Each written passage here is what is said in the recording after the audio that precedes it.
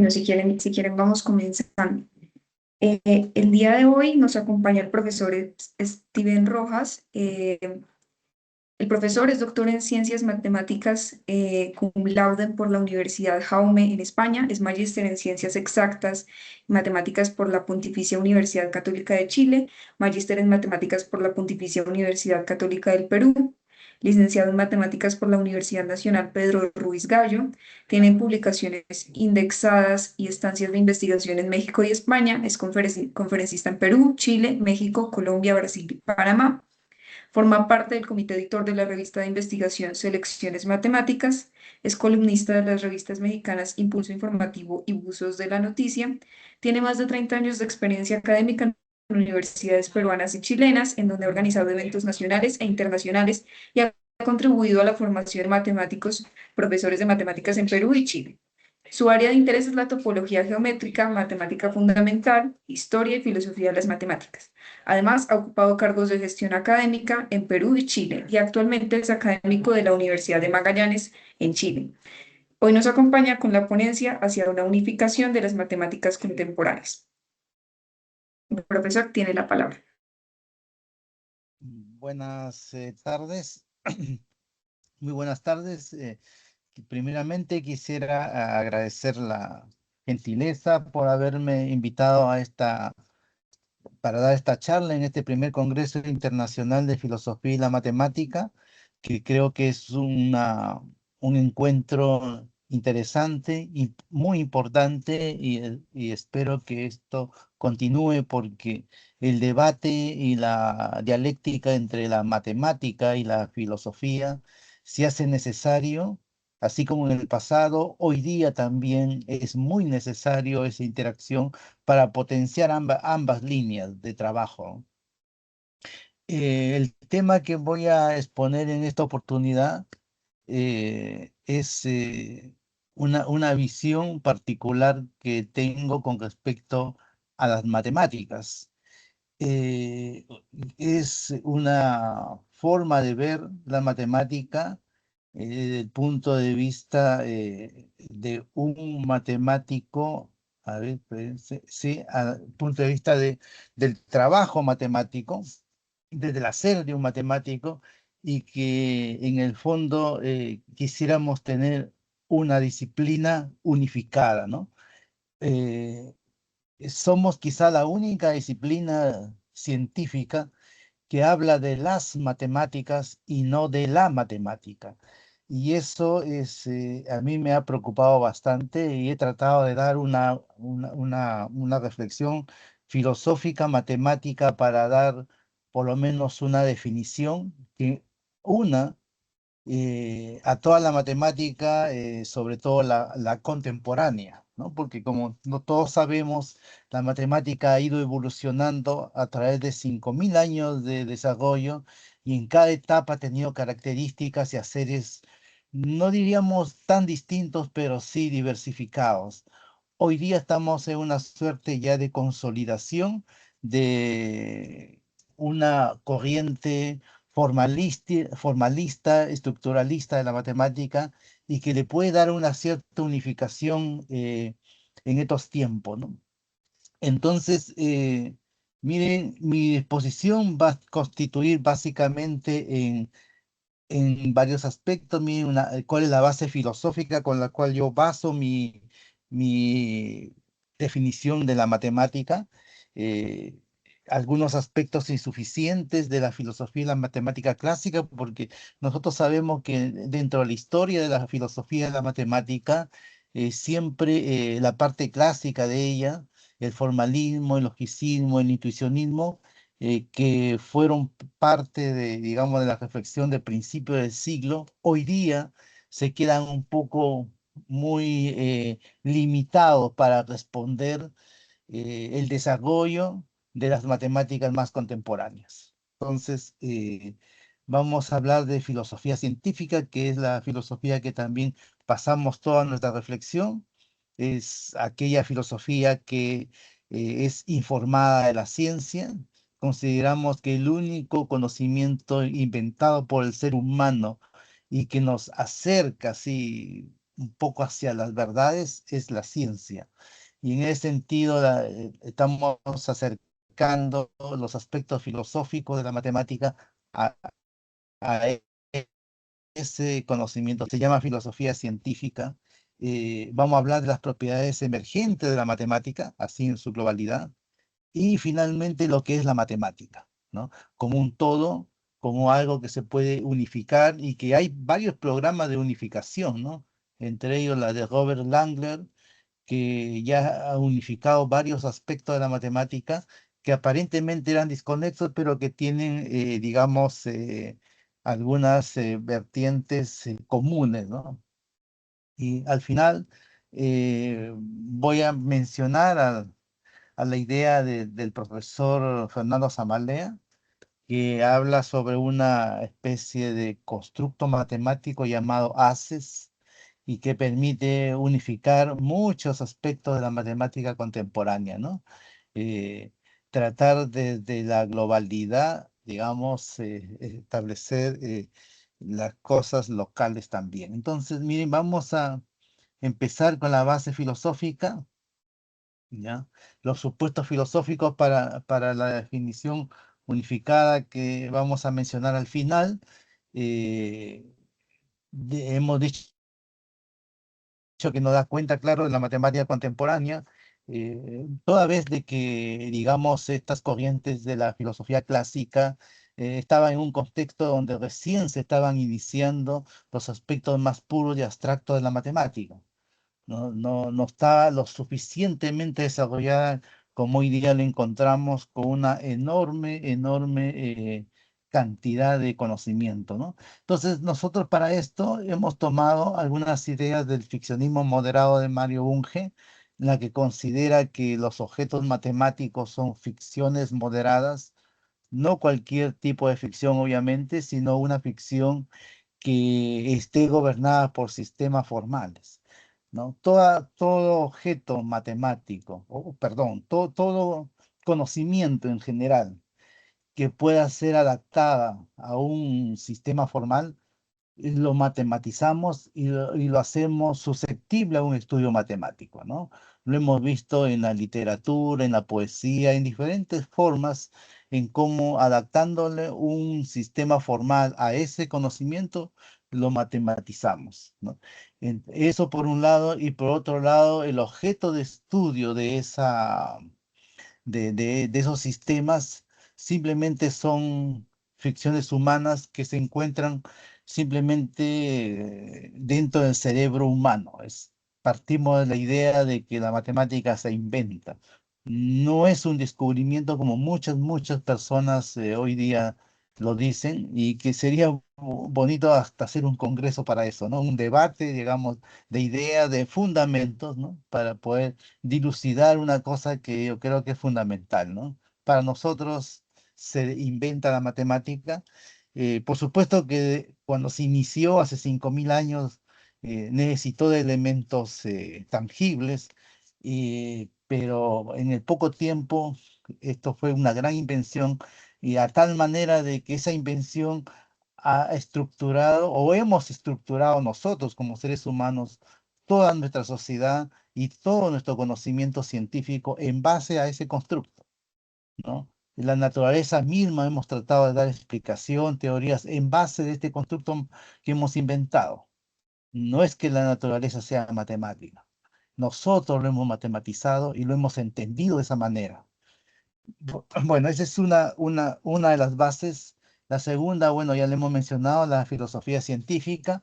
Y aquí menciono al profesor Gustavo Romero, que es uno de los artífices de esta de filosofía científica. Es un astrofísico argentino. Fíjense, cada una de estas personas han tenido que ver con la ciencia. No vienen del ámbito de formación filosófica, sino de formación científica, y que en base a esa, hacer, digamos, pues, se han dedicado a reflexionar sobre estos temas profundos de la ciencia y en particular de la matemática, ¿no? Don Gustavo Romero es uno de ellos y lo menciono porque nuestra, digamos, reflexión o nuestra definición está dentro de estas ideas, dentro de la filosofía científica, el friccionismo moderado, la filosofía de tránsito de Fernando Samalea, que habla también de una evolución a través del tiempo de las ideas matemáticas, una especie de plasticidad que se da en el cerebro humano que permite de que uno pueda hasta modelar muchos elementos de la naturaleza o de otras ciencias. Entonces, también hemos integrado un elemento que nos pareció muy interesante, el materialismo filosófico de Gustavo Bueno, un filósofo español, que habla de que el trabajo matemático se hace a través de pictogramas, de dibujos, de gráficos, y cada matemático eso es lo que hace, ¿no? Siempre está, digamos, haciendo estas construcciones en una pizarra, en un lápiz, en un papel, ¿no? Entonces, lo hemos considerado también en nuestra definición de matemática como un elemento unificador. Son características que, dado, miren, para nosotros, por ejemplo, y en particular para mi persona, digamos, esta idea de materialismo filosófico se basa justamente en las limitantes que tiene el cerebro humano. Cognitivamente no somos capaces ni siquiera de imaginarnos un objeto infinito. La recta infinita, ningún ser humano se lo puede imaginar y mucho menos, digamos, todos los números reales, todos los números naturales, etcétera, ¿no? Entonces nosotros necesitamos de elementos para poder estudiar eso, tangibles. Y en esos elementos tangibles están los gráficos, están los dibujos, están incluso los escritos, los papers, los libros. Todos esos elementos forman parte de las matemáticas, porque si los eliminamos, entonces nuestro cerebro solamente podría retener una parte, pero muy, muy pequeña de ello. Y entonces no daríamos cuenta de todo el desarrollo que tiene la matemática. Nos necesitamos integrar en el hacer mismo científico de la matemática. Bueno, ya lo vamos a ir profundizando esto digamos, en los próximos minutos. Por el momento vamos a aclarar un poco qué es un sistema formal. Es un sistema abstracto compuesto por un lenguaje formal. Lenguaje, quiero aclarar esto porque mucha gente dice, no, la matemática es un lenguaje. La verdad es que todo conocimiento humano, la historia, la filosofía, la psicología, el derecho, lo que sea, genera un lenguaje, ¿no? Y la matemática, por supuesto, que también genera su propio lenguaje, pero su esencia, su característica intrínseca no es justamente ese lenguaje, son las ideas que están dentro de ella, las ideas que juegan, que conectan objetos formales, interactúan y amplían su riqueza conceptual. Eso es la matemática y es el hacer también de las demás disciplinas. Cada disciplina tiene objetos diferentes y nosotros los matemáticos también tenemos objetos distintos creados por nosotros mismos. Probablemente seamos de los únicos científicos que crea sus propios objetos de estudio, nosotros los matemáticos, ¿no? El físico lo tiene fuera, lo tiene en la naturaleza, el astrofísico también, no sé, pues el químico, el biólogo, todo lo tienen fuera del ser humano. Sin embargo, el que crea un triángulo, el que crea una función, crea una categoría, crea un espacio topológico, una estructura abstracta, eso no está en ninguna parte, solamente conceptualmente se encuentra en el cerebro humano.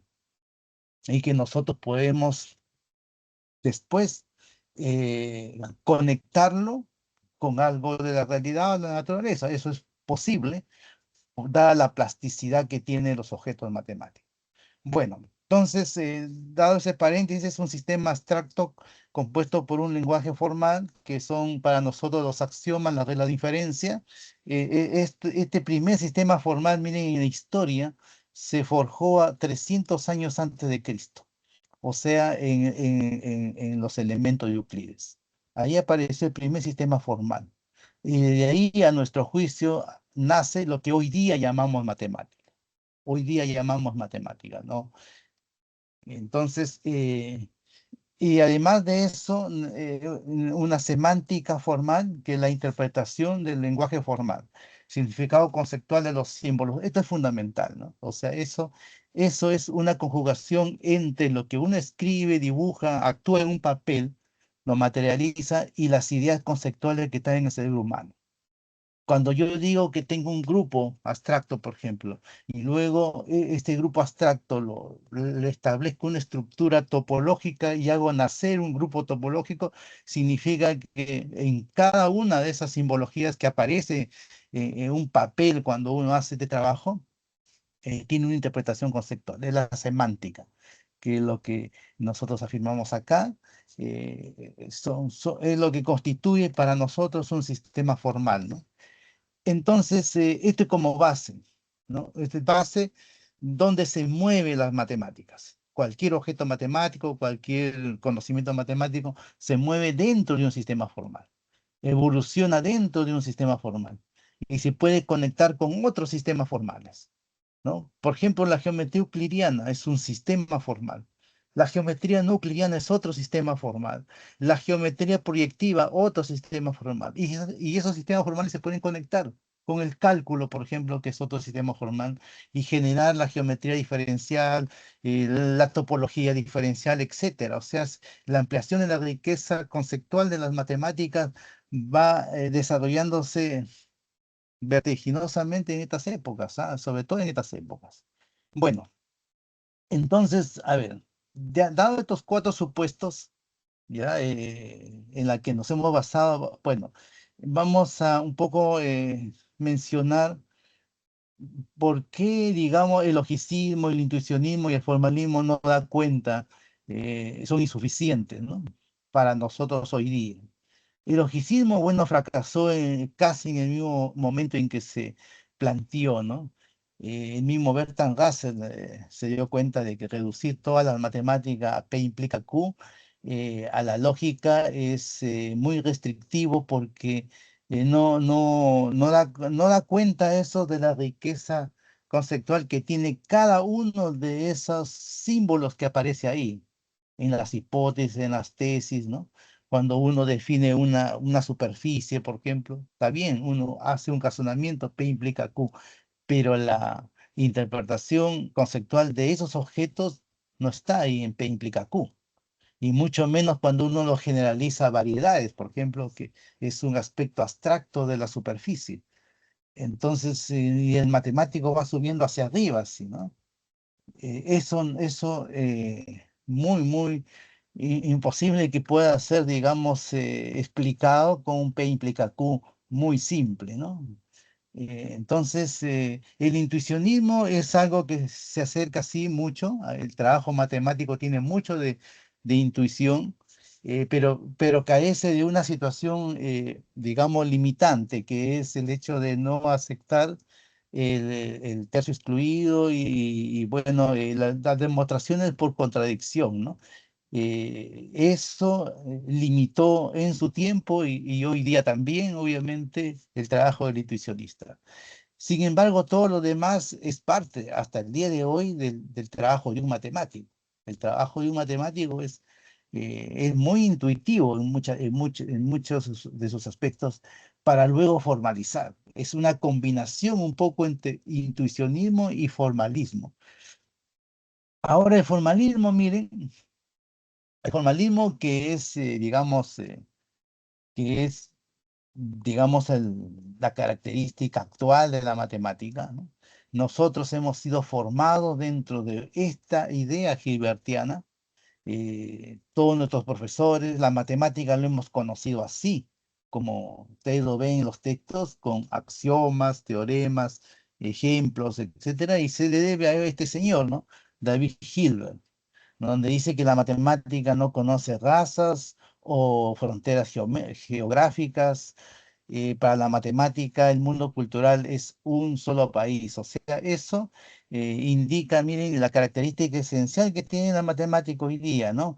Es atemporal y además es universal, de tal manera de que en el transcurso de los años, en el tiempo, el teorema de Pitágoras, por ejemplo, sigue siendo válido de aquí a 1 millón de años, ¿no? Y más, ¿no?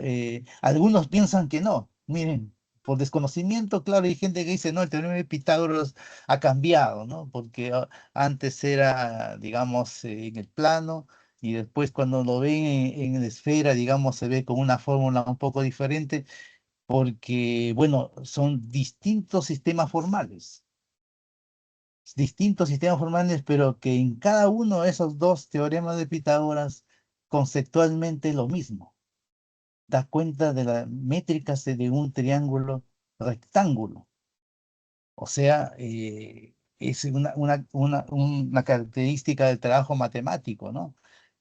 O sea, ampliar la riqueza conceptual, cambiar los escenarios, en este caso los sistemas formales, y contribuir a esa abstracción y esta generalización. Muy hermoso, en realidad, la matemática cuando se la concibe así. Y este grupo de jóvenes que ustedes ven ahí en esta foto ha sido el culpable de todo, ¿no? Los llamados Bourbaki, ¿no? Los Bourbaki fueron los que consolidaron la idea gilbertiana y la que intentaron escribir, así como Luis Euclides, 300 años antes de Cristo, intentaron escribir también unos textos llamados los elementos para, digamos, unificar un poco el corazón de la matemática de los años 40, 50, la época de ellos, ¿no? Y se logró, es un conjunto de textos que ahora están en casi todas las bibliotecas de facultades de matemática. Eh, Cualquiera puede revisar y encontrar ahí los libros de los Bourbaki y van a ver de que lo escrito ahí con una implacable formalidad, una lógica, ni un gráfico. Los gráficos para los formalistas no existen en la matemática y se fueron tomados como base, miren, como base para escribir los otros textos que ya aparecieron en los años 60, 70, 80, que son los libros que nosotros hemos estudiado ya. Nuestros profesores también han estudiado estos textos ya un poco más pedagógicos, un poco más digeribles, no tan duros de leer como los libros de los Bourbaki, pero escritos ya por matemáticos pedagogos, ¿no? Y han sido la base de nuestra formación, ¿no? Hay muchos libros que uno podría comentar bajo esa orientación. Es el gran formalismo de la matemática, ¿no? Entonces, bueno, hablando ahora de lo que es la filosofía científica de Gustavo Romero. Todo esto para dar contexto a la definición que vamos a dar a luego, ¿no? Bueno, la filosofía científica es la filosofía informada por la ciencia, ya lo hemos mencionado así, que provee a la ciencia de sus conceptos más generales, utiliza el lenguaje lo más exactos posibles y está en concordancia con el conocimiento científico del momento, por lo que es dinámica como la ciencia. Formula hipótesis y teorías para responder a problemas filosóficos. Aspira a minimizar la vaguedad y a estimular nuevos desarrollos científicos. Así es.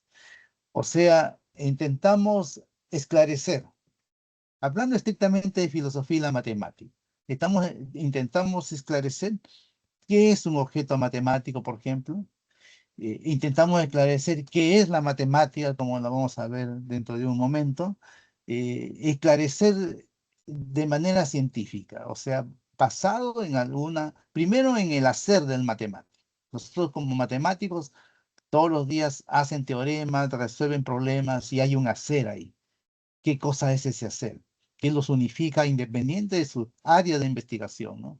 Ese es súper importante, pero a la vez también hay elementos científicos que sustentan ese hacer desde el punto de vista cognitivo, psicológico, y en ese sentido nos apoyamos mucho de la neurociencia y que nos permite más o menos hoy día ya tener una cierta claridad en algunos aspectos del trabajo de un matemático, incluso del aprendizaje de las matemáticas, ¿no? Hay una cierta claridad hoy día en que, fíjense, lo que dice la neurociencia en muchos aspectos es totalmente contrario a lo que dicen los pedagogos hoy día, ¿no? Las personas que, digamos, nos enseñan a cómo enseñar la matemática. Pero bueno, ese es otro problema, pero que se hace una filosofía científica en ese sentido también, ¿no? Y en ese sentido también vamos a plantear nosotros eh, lo que es la matemática, un poco para resumir lo que ya hemos mencionado. Los objetos matemáticos son ficciones moderadas, no es cualquier tipo de ficción. Uno puede pensar en un hombre sin cabeza y es una ficción, pero ese no es un objeto matemático porque no está gobernado por un sistema formal, pero sí una obra literaria, una obra musical podría matematizarse. Eso hay estudios hoy día, hay artículos sobre esos aspectos hoy día, ¿no? Después, hablando de Fernando Zamalea un poco, el sistema formal transitorio, en el sentido que va evolucionando las ideas matemáticas, por ejemplo, la idea de continuidad que se puede dar entre dos conjuntos, se puede ir refinando de tal manera de que esa misma idea de continuidad se pueda preservar, se puede establecer cuando los conjuntos van cambiando, ¿no? Van haciéndose, por ejemplo, empezamos como espacios métricos, empezamos después como espacios topológicos, después espacios para compactos, espacio de Lindenford, grupos topológicos, etcétera, etcétera. O sea, cambiando los escenarios, manteniendo la idea conceptual, uno va generando un tránsito formal en el tiempo. Llega a una cierta estabilidad. En lo contemporáneo uno observa una cierta estabilidad ya de estos conceptos. Es bastante interesante la idea del profesor Samalia, ¿no? La matemática es ontológicamente neutra, sin compromiso con la realidad. En otras palabras, está diciendo que es una invención humana. O sea, eh, justamente por ser ontológicamente neutra, puede ser usado en diferentes ámbitos. Ya no por un matemático puro o un científico básico, sino ya por un tecnólogo, un técnico, un ingeniero puede usar. Ahí hay que también diferenciar lo que significa ser un ingeniero, un tecnólogo, un profesional en general de alguna materia y ser un científico, en este caso un matemático. Un matemático genera objetos matemáticos, ese es su hacer. Genera nuevos teoremas matemáticos solamente por el hecho de conocer, de querer ver qué pasa si esto digamos, se generaliza o se abstrae en distintos ámbitos, se conecta con otros objetos, ver qué podemos generalizar de ahí. O sea, eso es lo del matemático. No tiene un compromiso con la realidad en el sentido de mirar, digamos, algo real, ¿no? Algo, digamos, y que quiera solucionar algo real. Eso ya es materia del ingeniero matemático, o no, o los que se llaman matemáticos aplicados, ¿no? Podría el ser humano, que es el hacedor de la matemática, tener ese compromiso con la realidad. Pero en sí la matemática es neutra totalmente. La matemática no tiene compromiso, no, porque es un conjunto de sistemas formales, es un constructo mental, ¿no? Pero el hacedor, ¿no? El matemático en sí, el de carne y hueso, claro, podría tener y eventualmente podría convertirse en un ingeniero matemático en algún momento y poder, de un problema real, miren lo que sucede, no comúnmente, pero a veces sucede, ¿no? De que dentro de un problema real, digamos, sofisticado, puedan nacer de ahí sistemas formales y traerlo al mundo matemático. Pasó en las series de Fourier, por ejemplo, que fue un problema real, ¿no es cierto? Y que dentro de ese problema real nació objetos matemáticos, nacieron las series, nacieron una teoría que fue traído al mundo matemático para generar un área de investigación que se llama análisis armónico, totalmente abstracto. Entonces, pero nació de un objeto real, lo puede uno traer.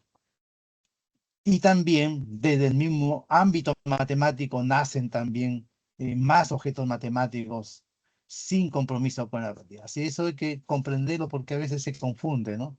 Se confunde este tipo de cosas. Bueno, el ser inventor y operatorio es lo que llamamos matemático nosotros. Sí puede tener compromiso con la realidad, claro, como persona, pues, ¿no? Como persona que está en el mundo real y le preocupa algo, puede él usar su conocimiento matemático y en vista que los objetos matemáticos se pueden modificar, se pueden, digamos, ampliar, conectar siempre y cuando dentro de cierto sistema formal, pues, dentro de las reglas de los teoremas que demostraron dentro del sistema formal, uno puede hacer miles de cosas, ¿no? Y resolver, por supuesto, ¿no? Pero ya eso ya no contribuye al conocimiento matemático, sino contribuye al conocimiento digamos, de la ciencia fáctica, podría ser, eh, muy bueno para la sociedad también, obviamente, pero contribuir al conocimiento matemático significa generar nuevos teoremas matemáticos que amplíen estos conceptos matemáticos internamente, ¿no? Ontológicamente neutro. Eso es matemática. Y la matemática contemporánea, ni qué decir, está dentro de cada vez más en esta característica, ¿no? Bueno, ya hemos dicho que la matemática se desarrolla desde dentro y también desde fuera de ella, y la adecuación de los objetos matemáticos, la plasticidad implica el modelamiento. Bueno, ya lo estamos explicando que es una característica que podría tener la matemática, es decir, que uno quisiera hacerlo, pero ya no salimos de los límites del conocimiento matemático en sí. Ahora, ¿qué es la matemática? Acá lo tenemos. Miren, estos tres elementos que constituye la matemática están interconectados de tal manera que la ausencia de uno de ellos elimina todo. Es necesario la interconexión de estos tres elementos. El cerebro matemático, o sea, el ser inventorio operatorio es necesario. Miren, aquí voy a dar un pequeño comentario. Hay gente que dice, no, es que los objetos matemáticos están en la naturaleza, dicen, ¿no? Dicen, mira, si no hubieran seres humanos, está el sol, la luna, que tiene formas redondas. Aunque no hubiera ni un matemático, los triángulos van a estar, ¿no? Gente que no sabe lo que es un objeto matemático piensa así, pues, ¿no? Que se parezca la luna a una esfera no significa que sea la esfera.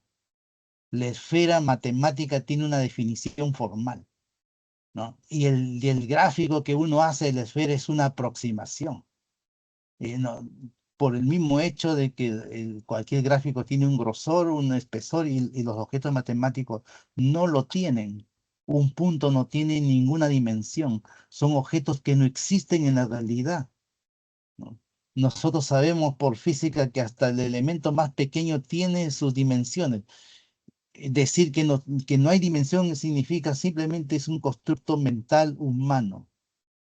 Entonces, no va a existir ni la esfera, ni los conos, ni los triángulos, si no hay un cerebro matemático preparado para entender las formas geométricas, lo que se parece a esas formas geométricas, ¿no?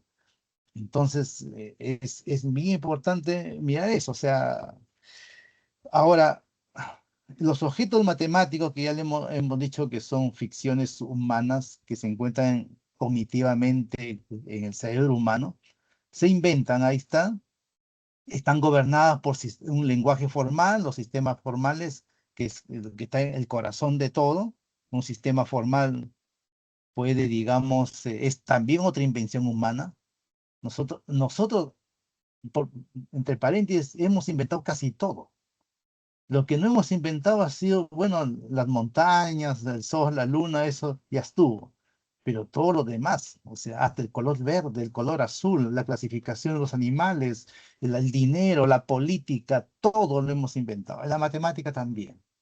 Y lo hemos inventado, en este caso muy particular de la matemática, mentalmente, y lo hemos materializado a través de pictogramas, donde aparece ahí los papers. Lo hemos materializado ahí, con dibujos, con gráficos, con símbolos, con implicaciones, con conexión, todo un aparataje que nos ayuda a recordar cosas para poder construir más matemática, ¿no? Esas tres cosas son indispensables. Si quitamos los pictogramas, los papers, los libros, por ejemplo, por ejemplo, esta biblioteca que ustedes ven acá, de matemática. Si ustedes lo quitan, entonces la persona o las personas quedarían con el recuerdo solamente muy limitado en su cerebro. Todo lo demás ya dejaría de existir, ni siquiera lo recordarían. Un autor de paper no recuerda todo lo que ha escrito. Así, no, o sea, tiene que leerlo de nuevo, tiene que estudiarlo de nuevo y ahí va recordando lo que él ha creado, porque tenemos limitantes cognitivas, pues somos seres humanos a final de cuentas, ¿no?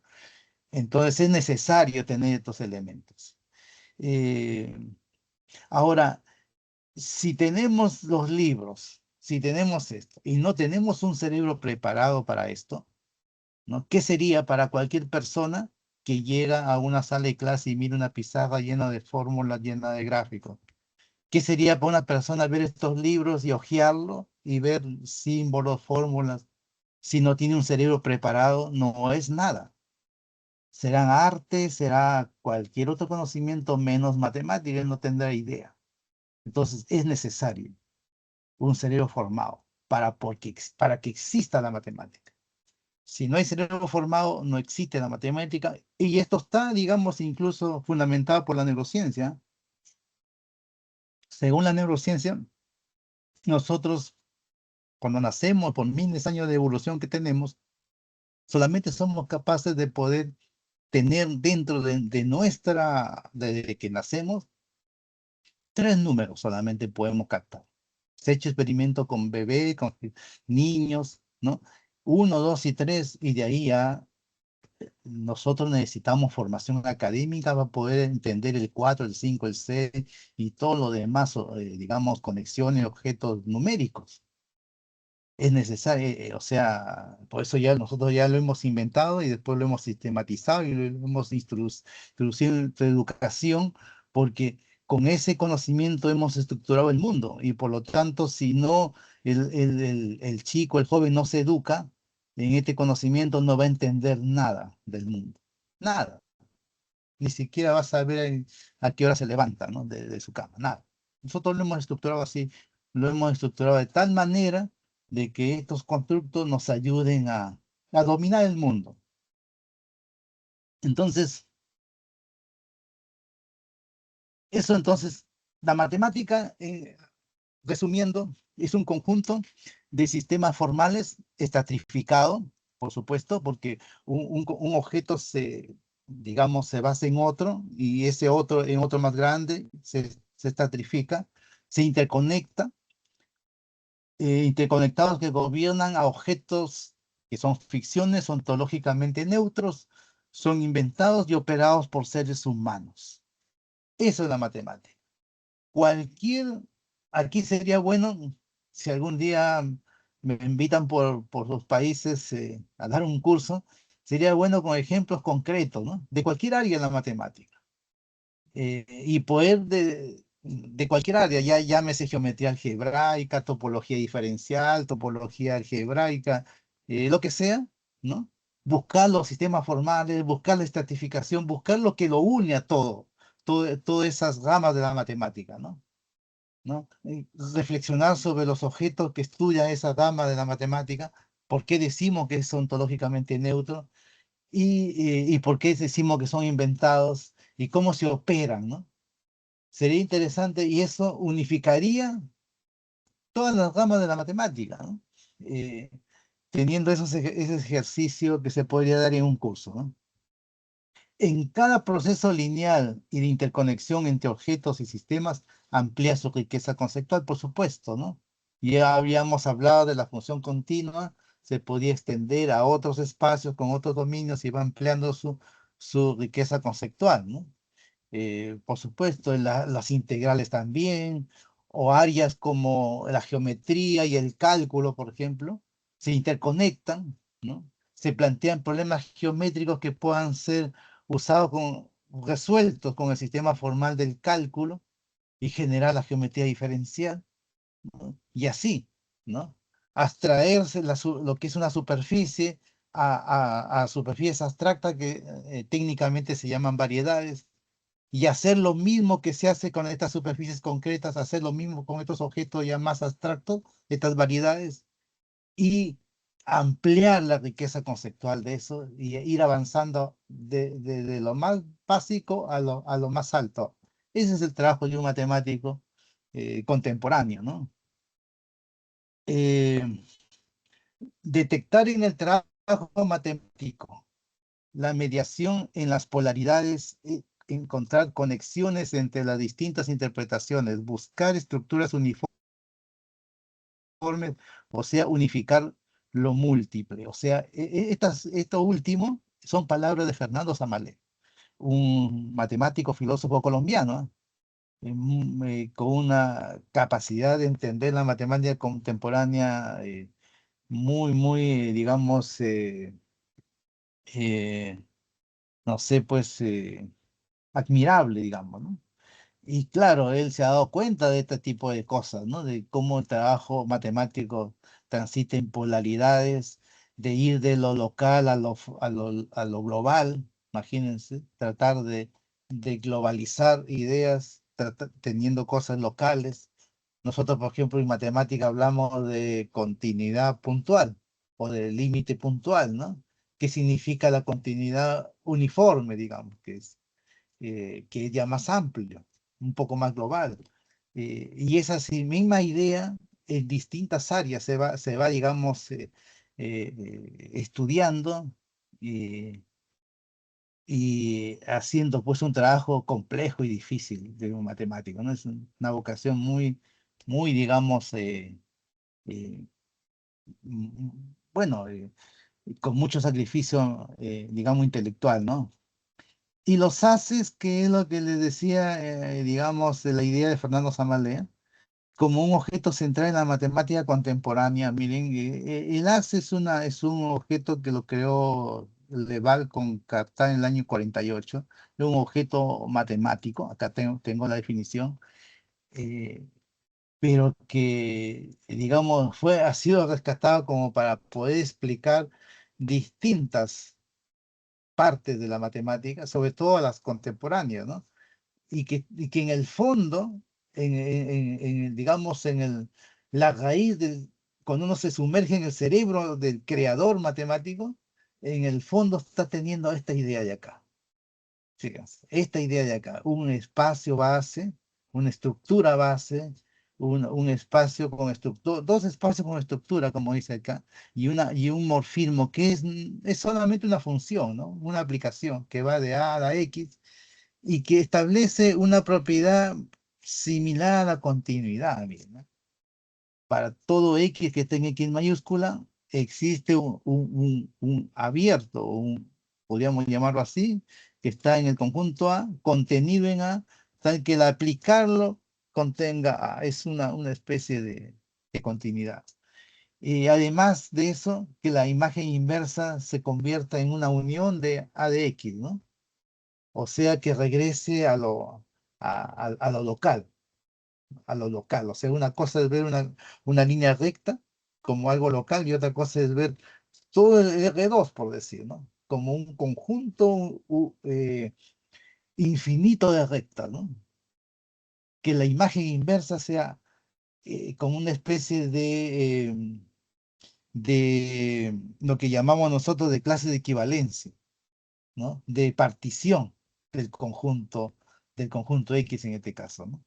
Entonces, estudiando lo local, puedo lograr estudiar lo global, todo el X, ¿no? Eso es lo que dice esta idea matemática y que Fernando Samalea lo rescata y que sería bueno pues estudiarlo y hacerlo en seminarios de filosofía de la matemática. Sería interesante, digamos, profundizar en esta idea, ¿no? Así que, bueno, yo creo que estoy en la hora. Si tienen alguna pregunta, alguna consulta que hacerme, estoy acá a su disposición.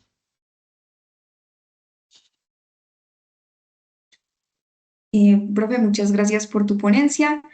No sé si alguien, bueno, ahí Rafael tiene la mano levantada, yo también tenía una pregunta, pero primero, Rafael.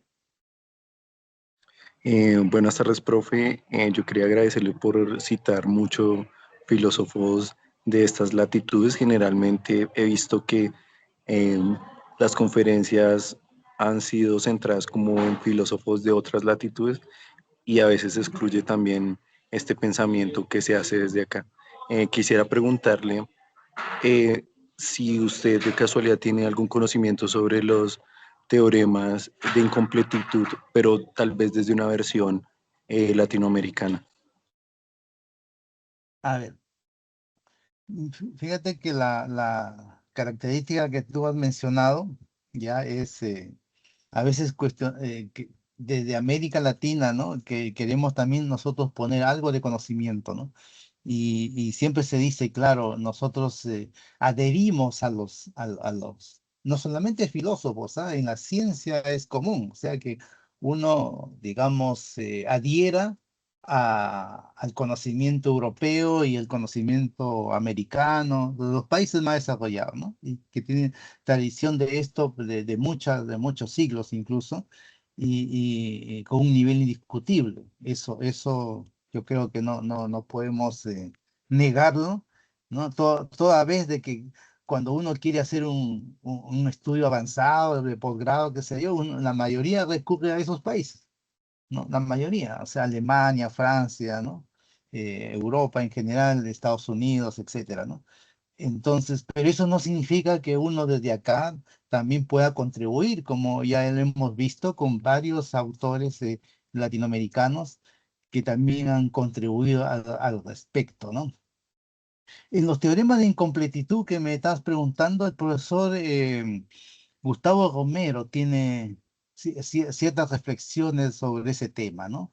Es un tema bastante interesante y muchas veces incomprendido, ¿no? Porque se cree que la matemática estuvo en crisis y que se cree de que, digamos, va a llegar un momento en que la matemática va a colapsar porque estos teoremas de incompletitud están hablando que no existe, digamos, un sistema formal que pueda dar cuenta de todas las preguntas matemáticas.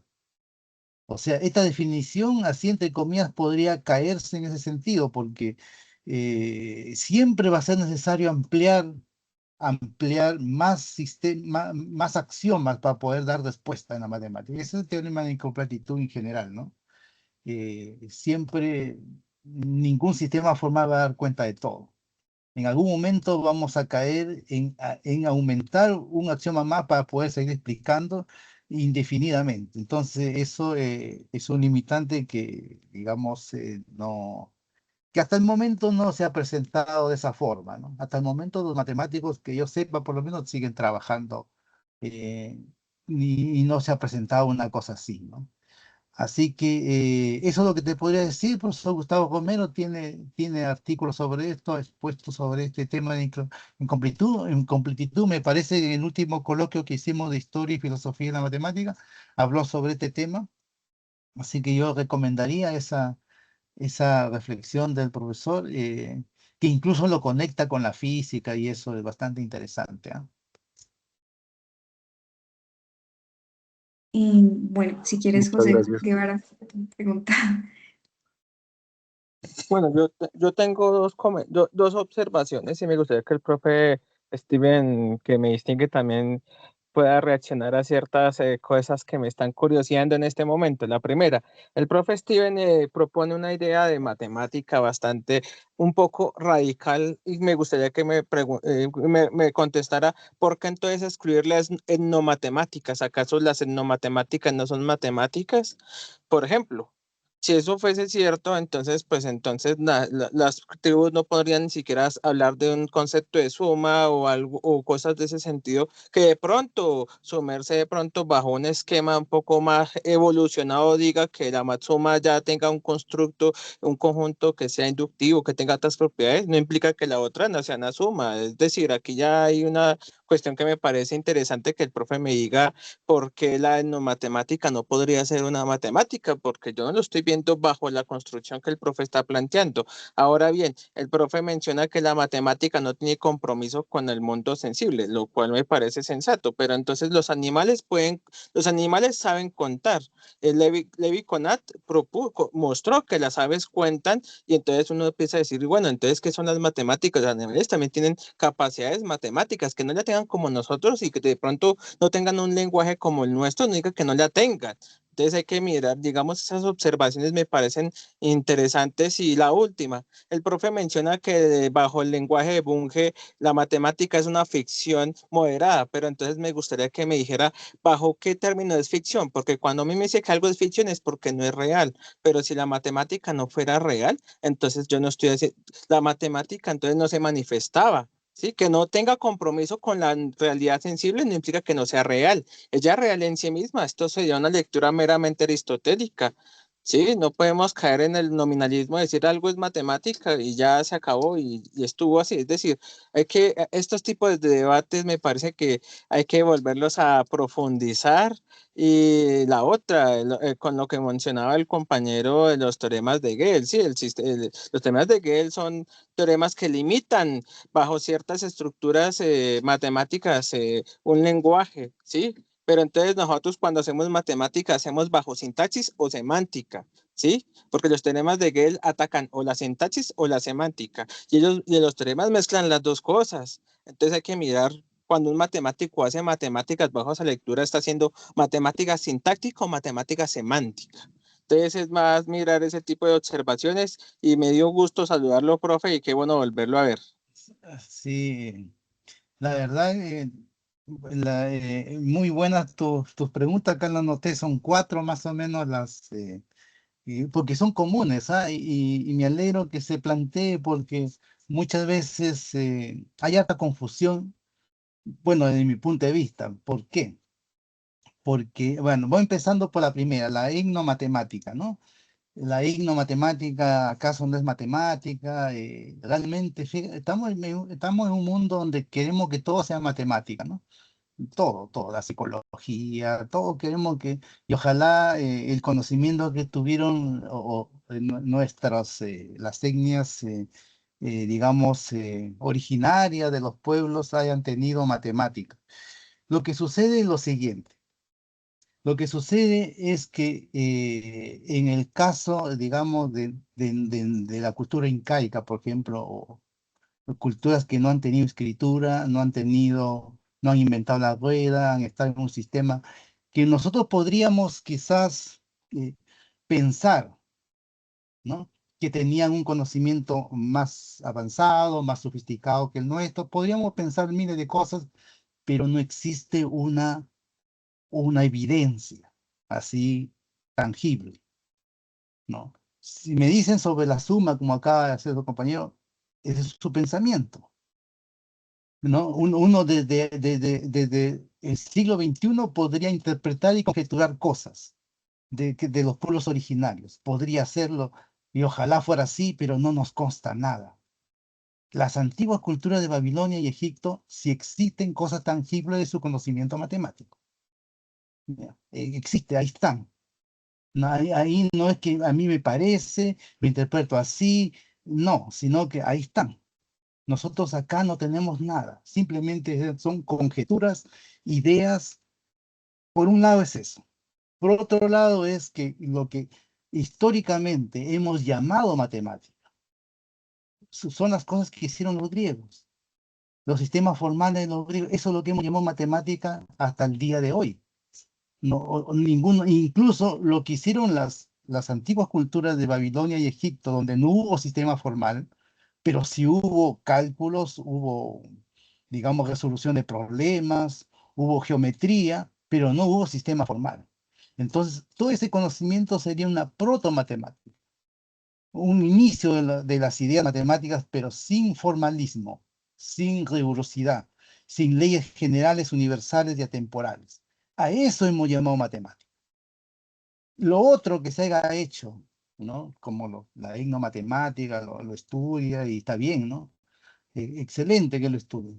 Por eso es ignomatemática, no es matemática, ¿no? No es matemática. O sea, vaya usted a preguntar a cualquier departamento de matemática, le va a decir, eso será lo que dice ahí, pues, ignomatemática, biomatemática, economía matemática, ingeniería matemática, todo eso cosas afines que usa conocimiento matemático o en este caso trata de conectarlo con el conocimiento matemático actual, ¿no es cierto? claro, y ya es una cosa afín, pero no es matemática en su esencia, la que nosotros conocemos como matemática.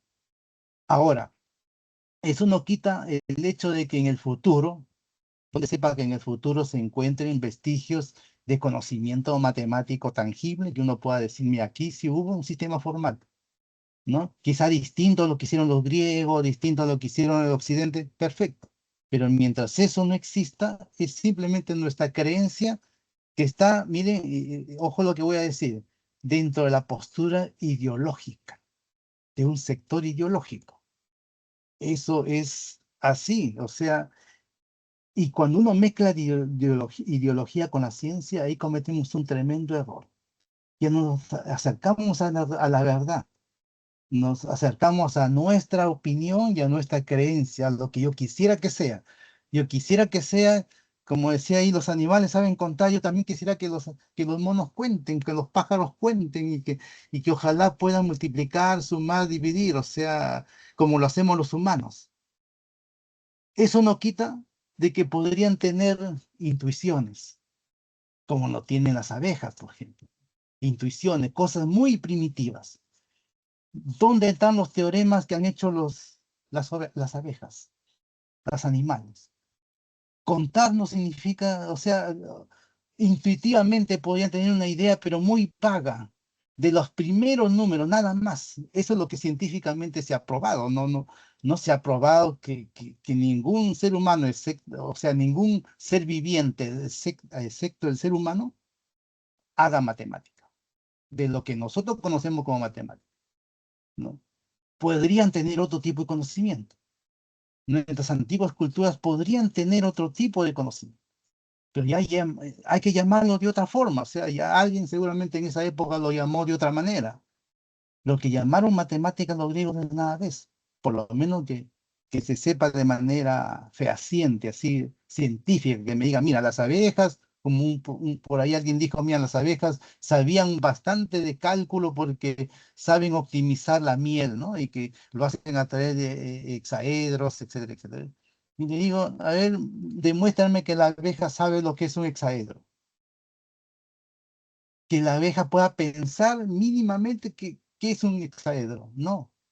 Nosotros vemos como hexaedro porque nosotros tenemos la cultura matemática y lo interpretamos como hexaedro.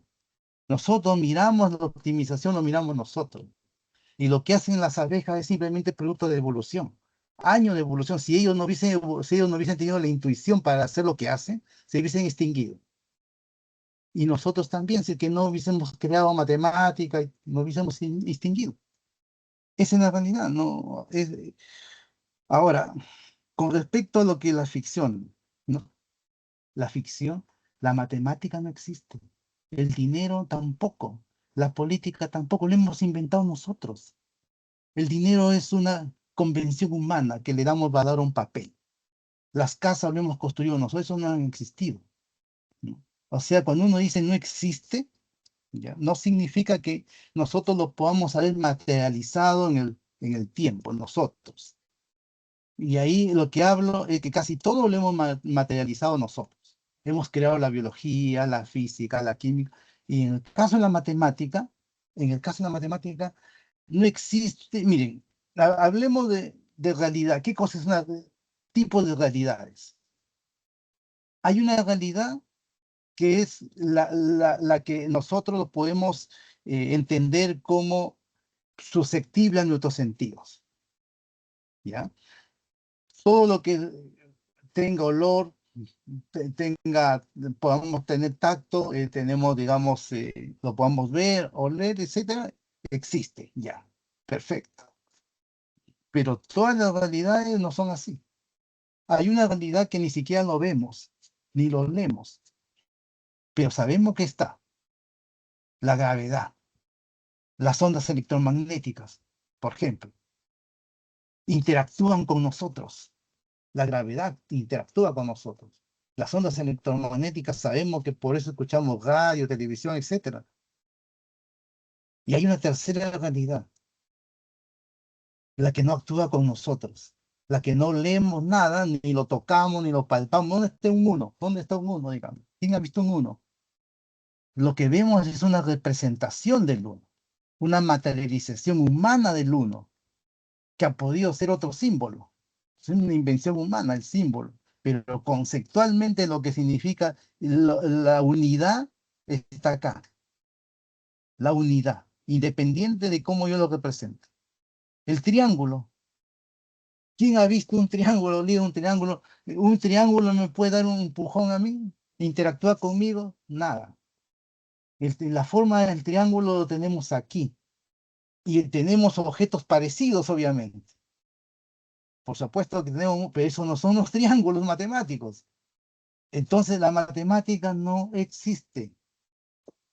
Miren, lo que yo estoy afirmando, no existe en ese sentido, pero lo podemos materializar, claro, con paper, en un papel, lo observamos ahí, lo podemos materializar, pero sigue siendo inexistente. Sigue siendo que ese objeto, para el que tenga vida, necesita un cerebro entrenado para entenderlo. El que no sabe ni la numeración no va a entender nada, ni es para eso, será una raya, no sé. No existe. Ahora, la pregunta de fondo es, si es algo que no existe, entonces ¿por qué da cuenta de la realidad? La ley de la naturaleza, por ejemplo, de Newton, ¿no? Newton era un ser humano, reflexionó. Él de lo que observó, inventó objetos, inventó una técnica. Él. No es que estaba el cálculo diferencial en la naturaleza, es un engaño, pues no, que yo sepa, la naturaleza no tiene un cerebro para pensar y razonar y generar matemática. Yo creo que eso estamos, pero millones de años luz para poder probar una cosa así, ¿no? Es irracional. En cambio, nosotros sí, lo hemos estructurado, lo hemos inventado, hemos estudiado, sabemos mucho de la ley de la naturaleza, el origen del universo, todo, pero está acá. ¿Quién ha visto un electrón? ¿Quién ha tocado un electrón? Un simple electrón, nada, es simplemente la imaginación humana. Y la característica que observa el físico hace su modelo. En base a modelos hemos tratado de dominar y entender el mundo, en base de ficciones, ¿no? Y eso no, pero en el sentido de que no es cualquier ficción, es porque, bueno, claro, o sea, todo no es, toda ficción no es matemática, obviamente. Bueno, lo acabo de dar un ejemplo. Un hombre sin cabeza no es una ficción. Uno puede imaginar, pensar que puede existir una persona que camina sin cabeza, todo, pero eso no existe. Y eso no es matemática, ni un objeto matemático. No. Sin matemática no interesa en sí el objeto, sino la propiedad intrínseca, cómo yo lo represente, cómo yo lo interprete. Y eso está en la mente humana. Y en ese sentido va la cuarta pregunta. No se puede, no se puede entender la matemática si uno lo separa, como acabo de escuchar, entre sintaxis y semántica. No, pues, el matemático trabaja con las dos cosas. O sea, hay una conexión intrínseca. No puede haber pura semántica sin sintaxis. ¿Por qué? Porque nuestro cerebro es limitado. No podemos imaginar y podemos hacer mucha atracción, interpretar todo, pero sin una sintaxis nosotros nos vamos a quedar en los inicios de la matemática. Estaríamos todavía antes del cálculo, yo creo, si fuera así, ¿no? Ni tampoco sintaxis sin matemática o sin semántica, ¿no? Haríamos lógica pura. Lógica pura es una ciencia formal, no es matemática tampoco. La matemática lo diferencia de la lógica por su semántica, justamente, ¿no? Entonces, habría mucho que discutir, de hablar, pero yo creo que en algún momento me gustaría así de manera presencial conversar una tarde, un día, 2 días, no sé, pero con evidencia y me diga, mire, mire, señor Steven, usted está equivocado. ¿Por qué? Porque lo que usted dijo, yo tengo un contraejemplo. Usted me muestra un contraejemplo, yo estoy equivocado. Y si yo digo P implica Q, es porque existe una razón y un fundamento científico para implicar. Así trabaja la filosofía científica. No trabaja en base a la opinión de que la etnomatemática, porque sabían sumar y sabían perfecto. Si todos tenemos el mismo cerebro, todos los seres humanos, algo en común podríamos pensar. Por supuesto, las casas se hacían a dos aguas en distintas partes del mundo. El cálculo diferencial en Inglaterra y en Alemania se pensó similarmente en dos personas alejadas. Eso puede suceder porque todos tenemos el mismo cerebro. Y podemos generar sistemas formales también independientes. Lo que pasa es que no hay evidencia. No hay evidencia que me digan que las etnias tuvieran sistemas formales, para por lo menos estar a nivel de los griegos 300 años antes de Cristo. No hay. Por lo menos 3000 años atrás, o sea, en las antiguas culturas de Babilonia, donde sí existía cálculos matemáticos, problemas que, miren, los problemas de los babilónicos hace 5000 años atrás, son los mismos que usted ve ahora en enseñanza básica media, que decanta el sistema de ecuaciones, decanta en calcular áreas, volúmenes, sin tener ninguna regla formal que nosotros hemos inventado después, sin saber lo que es una variable, una X, sin saber cómo se calcula, cómo se resuelve una ecuación, un sistema, nada. Sin embargo, lo hacían, razonando y pensando. Esos fueron los inicios. Pero esa cosa muy particular de ese momento que duró como 3000 años, ¿ah? Duró muchísimo tiempo para poderlo ya hacerlo universal y hacerlo atemporal, necesitó de la genial idea del sistema formal de Aristóteles.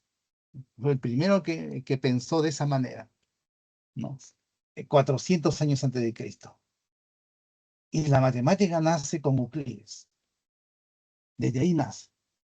A todo lo que hoy día llamamos matemática y lo que hablo compatible con la matemática del siglo XXI. Todo lo demás que uno diga es una opinión, una creencia, está orientada políticamente también, ideológicamente, eso es evidente, es cuestión nomás de ver, digamos, que hay ciertas corrientes políticas que creen este tipo de cosas, de estas creencias, de estas opiniones que se les pone a las personas para, no sé, pues para ensalzar un poco sus orígenes, ¿no? Yo también quisiera que sea así, ojalá, digamos, la cultura incaica peruana sea la más avanzada. Quisiera, pero no tengo evidencia. Del momento que no hay ni ruedas siquiera, ni siquiera podría pensar que podrían transitar de un lugar a otro, es ilógico, ¿no? Hacia a grandes distancias. No tener escritura, ¿cómo podríamos nosotros comunicar nuestro conocimiento sin escritura? ¿No? Es bastante irreal, ¿no? Somos los seres humanos limitados cognitivamente, necesitamos escritura, necesitamos sistemas, axiomas para poder de ahí tener una base firme para poder desarrollar el conocimiento. Todo conocimiento que no tiene axiomas tiene dificultades. La política no tiene axiomas, por eso es conocimiento más rudimentario que hay, hecho por opiniones, por ideas y todo, pero sin ningún sustento porque no tiene axiomas. Y mientras eso no haya, ese es el gran aporte que hemos hecho de la matemática a la humanidad, el sistema formal. No sé si tendrían alguna otra pregunta, habría mucho que comentar, pero la verdad que ha sido interesante. Qué bueno, qué bueno. Dejo muchas cosas para que reflexionen los chicos, los jóvenes, los profesores, y ojalá podamos conversar pues en otra oportunidad. Es interesante estos temas que poco se debaten y además mucha confusión hay. Mucha confusión porque nuestra formación misma, nosotros somos formados, educados dentro del formalismo matemático. Y yo tengo otra idea distinta. Yo creo que tenemos que transitar en una matemática filosófica distinta. Tengo otra idea diferente, pero lo que hoy día hay es un formalismo a ultranza. Bien, todo lo que no está dentro de eso no es matemática. Y pregúntenle a cualquier matemático, ¿no? Ahora, hay gente que crea que es una matemática, es matemática, ya, pues, cada uno puede creer lo que quiera, ¿no? Pero no es la realidad, pues eso es así. Y espero que cambie, ojalá, pues ojalá haya en el futuro evidencia que me diga y diga, señor Steven, está equivocado, porque si hay esta evidencia, ¿no? Que hay, ¿no? que en una cerámica hay un triángulo, un cuadrado, qué sé yo, y ahí se encuentra algún día, ¿no?, el área, el perímetro, las propiedades geométricas que yo, ahí diría, estoy equivocado. Sí había matemática avanzada en esa época, pero en este momento solamente hay obras de arte ahí, no hay nada más, ¿no? Obras de arte que se ven, uno puede ver un cuadrado, un triángulo y hacer un dibujo, una cerámica, un tejido, todo, pero ¿dónde están las propiedades geométricas? ¿Dónde están los teoremas, los axiomas? No. Ahora, si me dicen, no, es que generaron un conocimiento diferente, bueno, llámenlo de otra manera, pues, y no matemática, porque matemática es lo que nosotros conocemos, es axiomas, teoremas, lemas, propiedades, eso es matemática, y eso no hay. Bueno, yo creo que es suficiente, ¿no? Ay, Gracias, ¿ah? profesor, no sé si tenga tiempo para una última pregunta. Yo tenía una Bueno, pregunta. Y es, bueno, son dos. Si el ficcionalismo moderado, pues digamos, partiendo de esa concepción, ¿cómo se podría entender este carácter, como esta pretensión de universalidad de las matemáticas? Y la otra, ya mucho más práctica, era si el profesor me podría facilitar su correo. claro. Eh, la primera pregunta dice, ¿cómo ficcionalismo moderado podría implicar un universalismo, lo universal en la matemática, ¿no? El ficcionismo moderado está centrado en el objeto matemático, es como naturaleza el objeto. Y la parte universal de la matemática es ya está en el lado epistemológico, está dado ya como una característica global. Uno de lo otro no le veo yo, digamos, contradicción, que puedan coexistir, ¿no? Lo universal es propio del trabajo mismo matemático, propio, y eso basado en un sistema formal inventado por seres humanos igual, pues, ¿no? O sea, y mientras eso exista, digamos, va a existir para toda la eternidad, ¿no? Por toda la eternidad, cualquier teorema, cualquier conocimiento matemático. Alguien piensa que evoluciona, o sea, evoluciona conceptualmente, ¿no? Pero no muere. El teorema de Pitágoras digamos, griego es tan válido hoy día y el que está hecho en la esfera también, o el que está hecho en la geometría euclidiana también, etcétera. O sea, ¿no? Va a ser universal y atemporal en el tiempo. Y es universal en el sentido, digamos, de que independiente, digamos, del lugar de donde se invente, ¿no? Del lugar. O sea, eso es lo grande de la matemática, ¿no? Un matemático puede trabajar en cualquier parte del mundo, en Japón, en China, en la India, donde sea, ¿no? O sea, eso es.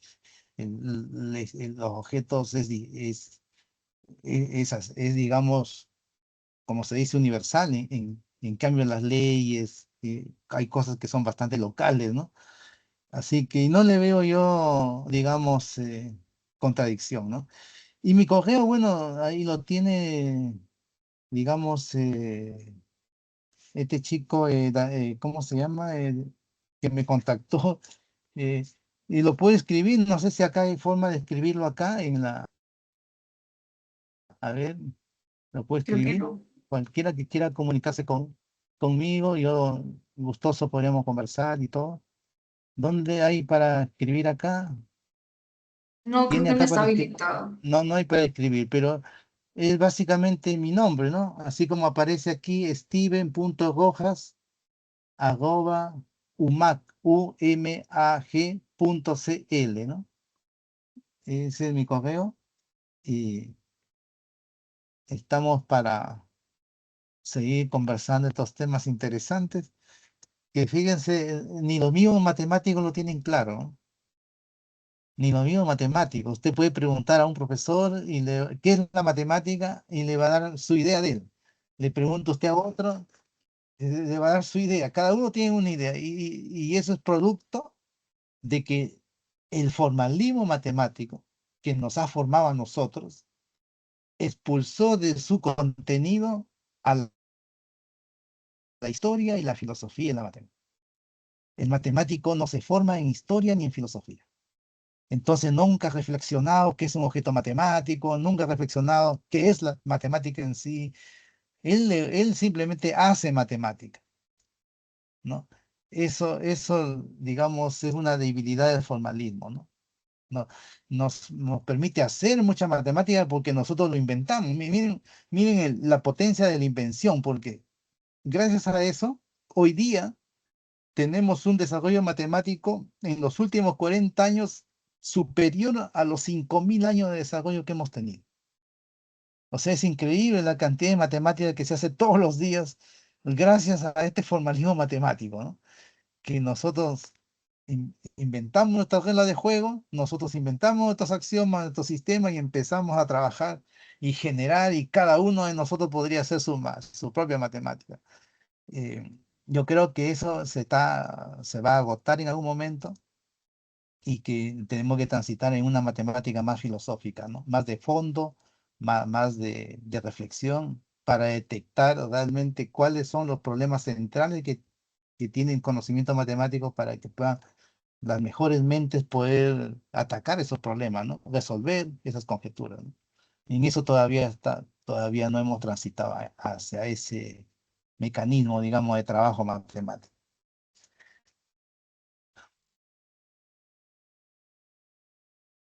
Listo, profe. Muchas gracias por tu ponencia, muy innovadora, muy constructiva. Espero que nos puedas seguir acompañando en otros espacios. Por supuesto, pues cuando ustedes quieran, yo estoy ahí. Muchas gracias por la invitación y que los felicito por este Congreso de Filosofía y la Matemática. Esta interacción y estas reflexiones son necesarias, fundamentales, y qué bueno pues, que sea de acá, de nuestra América Latina, ¿no? Muchas gracias y estamos en contacto para lo que modestamente pueda ayudar a ustedes. ¿Ya? Gracias, un abrazo Gracias, desde profe. Chile. Muchas gracias. Gracias desde Chile. Ya, Chao. todo, feliz tarde. Chao.